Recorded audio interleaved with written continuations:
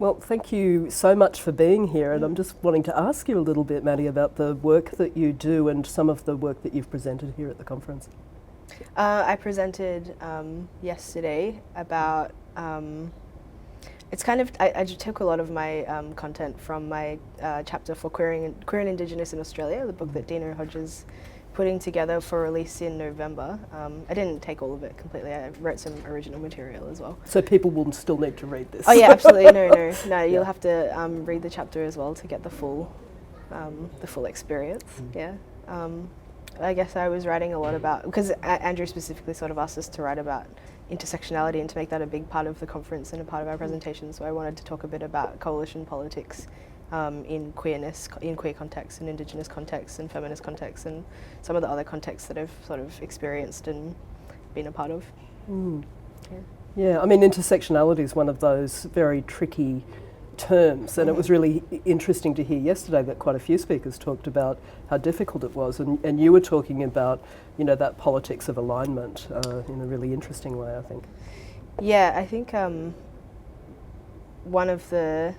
it's one of those trending kind of buzzwords, you know, that I've sort of been thinking about the way that it's become a buzzword in the last couple of years, where people sort of it's really cool to be, you know, to identify yourself as an intersectional feminist. I think especially for third wave, fourth wave, kind of into the future feminists often see that as like a pull away from like what they see as more conservative feminism and a way of identifying yourself with it, almost a subculture.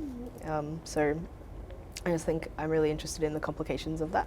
So you think people are using it as a strategy to say, I'm not a racist, but... Yeah, no, I do. I think it's a strategy to say I'm not one of those racist feminists, or I'm not one of those, you know, transphobic feminists, for example, which is, you know, the usefulness of sort of one of those subcultural identifiers, you know, when it comes to sort of saying, you know, people use it in the same way, I'm a radical feminist, I'm a queer feminist, you know, that kind of, or I imagine they do, but yeah. You're an accomplished researcher, but you're actually just also starting your PhD. I'm not really an accomplished researcher.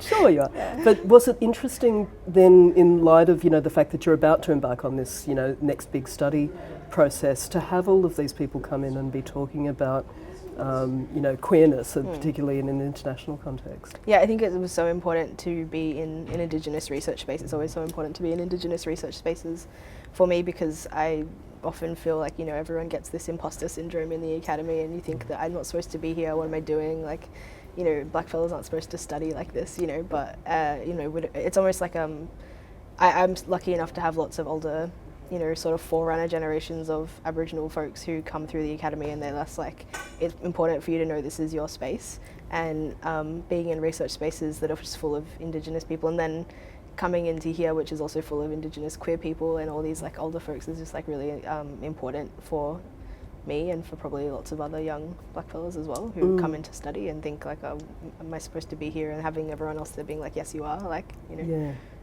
Well, and as an older one, it's also really good to hear the experiences of the younger generation. Yeah, and I think you do then have that kind of you know, that reflection on how people are feeling now. I think it's so important because I think sometimes the tradition in like feminist stuff, from what I see, is that there's this unspoken competition as well between the older and the younger generation. Like from when I come from Melbourne Uni, and you know, there's kind of definitely a sense that if you're one of the younger generations of like of women going into like feminist studies or women's studies, that you're like, you know, the older ones are like, you know, this is my movement, what are you doing with it? You know what I mean? And like you're upstarts or something, and like to have a supportive environment is so important. Instead, it's like really furthers, I guess, the projects that we're all supposed to be actually focusing on, you know.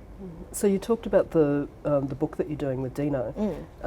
So can you tell us a little more about that? Well, it's a collection of essays, oral histories, and I guess autobiographies. People are writing like such a diverse range of material for it, but Dino's kind of putting it all together and editing into a publication, like a book, an actual physical book, which I think is going to be the first of its kind in Australia, especially the first of its kind written by actual Indigenous people, and so many different people as well.